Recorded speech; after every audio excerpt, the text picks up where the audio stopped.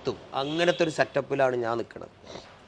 തിരിച്ചെത്തി, വാപ്പാനെടുത്ത് കൊണ്ടുപോയി. ജോലി ഉപേക്ഷിച്ചു. ഈ വീട് ഇപ്പം നമ്മൾ ഈ കാണുന്ന വീട് പാതിപ്പണിയിൽ കിടക്കുക, കൂടിയിരുന്നിട്ടില്ല. 1997 ലാസ്റ്റ് 98-ൻ്റെ ഡിസംബർ 97 ഡിസംബർ പാതി പണിയെടുത്ത് കിടക്കണ വീട്. താഴെയാണ്. എന്നിട്ട് താഴെ പെട്ടെന്ന് പണിയെടുത്തൊരുത്തുണ്ട്, അവിടെയാണ് ഉപ്പ കിടക്കണം. കൊണ്ടുപോയി എടുത്തിട്ട് നല്ല നല്ല ആശുപത്രിയൊക്കെ കൊണ്ടുപോയി. ഡോക്ടർ പറഞ്ഞു ഒരു രക്ഷയില്ല, ബ്ലഡ് ക്യാൻസറാണ്. അത് പറ്റൂല, എൻ്റെ ഉപ്പാക്ക് എന്താ ചെയ്ത് കൊടുക്കണം. ഈ വീട് അങ്ങോട്ട് പണയം വെച്ചു. എൻ്റെ കയ്യിൽ കുറച്ച് ഭൂമി ഉണ്ടായിരുന്നു, അതും വിറ്റു. ബാങ്ക് ബാലൻസ് മുഴുവനും തീർന്നു. എന്നിട്ട് എൻ്റെ ഉപ്പൻ്റെ കയ്യും പിടിച്ച് പറഞ്ഞൊരു വാക്കുണ്ട്, എന്തിനാ മോനെ ഈ ഇങ്ങനെയൊക്കെ ചെയ്ത്, ഇനിയിപ്പോൾ കടക്കാരനായല്ലേ, അത് വേണോ എന്ന് ചോദിച്ചപ്പോൾ തിരിച്ച് ഞാനൊന്ന് അങ്ങോട്ട് കൊടുത്തു. മാതാപിതാക്കളെ ഭക്ഷണം കൊടുത്ത, മാതാപിതാക്കളെ നോക്കിയ, അവരെ സംരക്ഷിച്ച ഒരു കുട്ടിയും ഈ ദുനിയാവിൽ പരാജയപ്പെട്ടിട്ടില്ല. അതിൻ്റെ ഉപ്പല്ല എന്നെ പഠിപ്പിച്ചത്. അതുകൊണ്ട് ഉപ്പ ഞാനെങ്ങനെ പരാജയപ്പെടാനാണ്? അന്ന് എൻ്റെ ഉമ്മ മരിക്കുന്ന നേരത്തെ എനിക്ക് വേണ്ടി വരുന്നില്ല.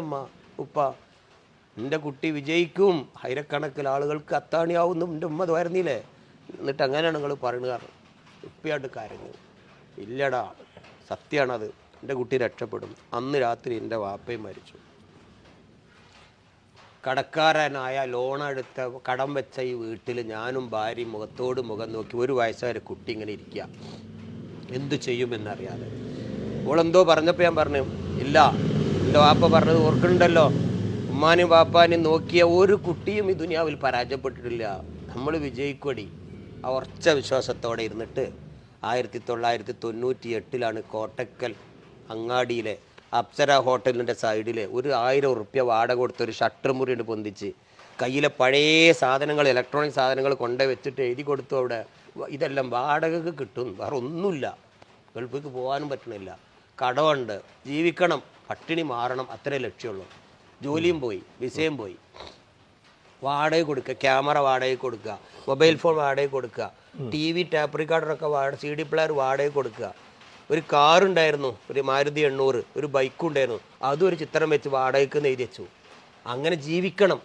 അങ്ങനെ ഒരു കട എടുത്ത് തുടങ്ങി. ആ കടൻ്റെ പേരാണ് ബ്രിഡ്കോ എന്ന് പറയും. ആ കട പിന്നെ സർവീസ് സെൻ്ററായി. അത് പിന്നെ സർവീസ് സെൻ്ററായി, പിന്നെ കുട്ടികളെ പഠിപ്പിക്കുന്നവരായി, പിന്നെ പഠിക്കുന്നവർക്കൊക്കെ ജോലി കൊടുക്കുന്ന സ്ഥാപനമായി, പിന്നെ ഒരുപാട് നിർമ്മാണങ്ങൾ തുടങ്ങി. ഇപ്പോൾ പല ഫ്രാഞ്ചൈസിയും ബ്രാഞ്ചുകളുമായി. അൽഹംദുലില്ലാ, സുമ്മ അൽഹംദുലില്ലാ, 18,000 പേർക്ക് തൊഴിൽ കൊടുത്തു. ഞാനെന്ത് നേടിയെന്നല്ല പറഞ്ഞത്, 18,000 പേർക്ക് ജീവിത മാർഗം. എന്താ എൻ്റെ ഉപ്പ വരുന്നത്? അത് പടച്ചോൻ ലൈവായിട്ടാണ് കാണിച്ചു തന്നു. ഈ ദുനിയാവ് തന്നെ കിട്ടും. മാതാപിതാക്കളെ നോക്കി ഈ ദുനിയാവ് തന്നെ പ്രതിഫലം കിട്ടും. അവരെ വേദനിപ്പിച്ചാൽ അതിനുള്ള പ്രതിഫലം ഈ ദുനിയാവ് തന്നെ കിട്ടും. എനിക്ക് എന്താ ചോദ്യങ്ങളൊക്കെ ഉണ്ട്, പക്ഷേ എൻ്റെ തൊണ്ടങ്ങട് ഇടറിയിട്ടേ പറയാൻ പറ്റില്ല. മാതാപിതാക്കൾ എന്നൊക്കെ പറയുമ്പോഴേ ഞാനൊക്കെ അക്കാര്യത്തിൽ ഒരുപാട് ഭാഗ്യം കെട്ടവനാണ്.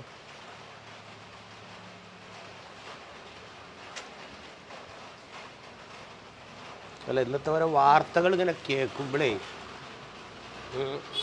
ഉമ്മാനെ ഉപേക്ഷിച്ചു, റോട്ടിൽ നിന്ന് കിട്ടി, പല വൃദ്ധസദനങ്ങളും കയറി ഇറങ്ങും. ഞാനിന്നിപ്പോൾ അറിയോ, ഞാൻ പരിസരത്തുള്ള വൃദ്ധസദനങ്ങൾ കയറി ഇറങ്ങാത്ത എവിടെയില്ല. എൻ്റെ മക്കളെ പിടിച്ചിട്ടാണ് കൊണ്ടുപോവുക.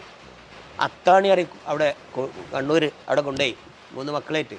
ഇവിടെ പറഞ്ഞു, മോനെ മക്കളെ കണ്ടച്ചോളി, ഇപ്പാക്കരി ഒരു കട്ടിലിവിടെ ബുക്ക് ചെയ്തിട്ടോളി, നാളെ നിങ്ങൾക്കും ഇതുപോലെ ഞങ്ങളെ കൊടുന്നാക്കാന്ന് പറഞ്ഞപ്പോൾ 3 മക്കളും കൂടി കാല് കിടന്ന് കരഞ്ഞിട്ട് അവിടുത്തെ ഒരു അമ്മ പറഞ്ഞതുണ്ട്, എനിക്കേ 3 ആൺകുട്ടികളുണ്ട്, ഒരു പെൺകുട്ടിയുണ്ട്, നല്ല സുഖം, ഓലൊക്കെ അമേരിക്കയിൽ ജോലിയാ, ദുബായിൽ ജോലി, ബോംബെയിൽ വലിയ ബിസിനസ്സാണ്. അങ്ങനെ എൻ്റെ വീടുണ്ട് പൊളിഞ്ഞാടിൻ്റെ തലയ്ക്ക്. അങ്ങനെ നാട്ടുകാരൊക്കെ കൂടി എന്നെ പിടിച്ച് ആസ്പത്രി കൊണ്ടുപോയി. ഞാൻ ആസ്പത്രിയിൽ നിന്ന് ഇറങ്ങിപ്പോന്ന് പാലക്കാട് ബസ് സ്റ്റാൻഡിൽ, KSRTC ബസ് സ്റ്റാൻഡിൽ ഇങ്ങനെ കിടക്കുമ്പോഴാണ് ഈ ഇരിക്കണ ഉമ്മ എന്നെ അവിടുന്ന് കൊണ്ടുപോയത്. അപ്പോൾ എനിക്ക് നല്ല സുഖമാണ്. ഓ പറയണത്, ഹേയ്, അങ്ങനെ ആ മക്കളെ കുറിച്ച് ഇങ്ങനെ ഓർക്കുകയായിരുന്നു. എന്ത് ക്രൂരതയാണ് അതൊക്കെ.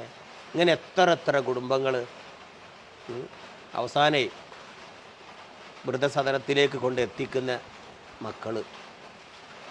ഇങ്ങനെയൊക്കെ പൊന്നുപോലെ പാലൂറ്റി വളർത്തിയിട്ട് അവസാനം അവരെ കൊല്ലണേ, തലയറക്കണേ, വെട്ടിക്കൊല്ലണേ, കുത്തിക്കൊല്ലണേ, അല്ലേ?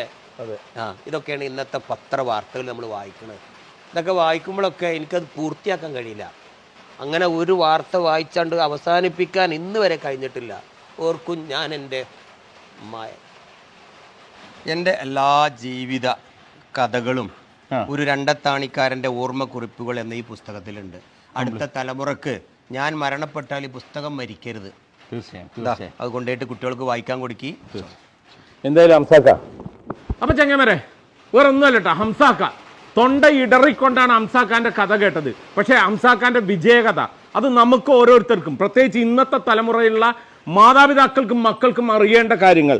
വെറും ഒരു 10 രൂപയെന്ന് തുടങ്ങിയിട്ട് 6ാം ക്ലാസ്സിൽ പഠനം നിർത്തിയിട്ട് ഇന്ന് ഈ ലെവലിൽ ഹംസാക്ക് എത്തിയിട്ടുണ്ടെങ്കിൽ ഹംസാക്കാന്റെ നിശ്ചയദാർഢ്യവും അതേപോലെ തന്നെ ഹാർഡ് വർക്കുമാണ്. എന്തിനായാലും മാക്സിമം വീഡിയോ ഷെയർ ചെയ്തും ഈ വീഡിയോ നമ്മുടെ ഓരോ മക്കൾക്കും ഒരു പാഠപുസ്തകം തന്നെയാണ്.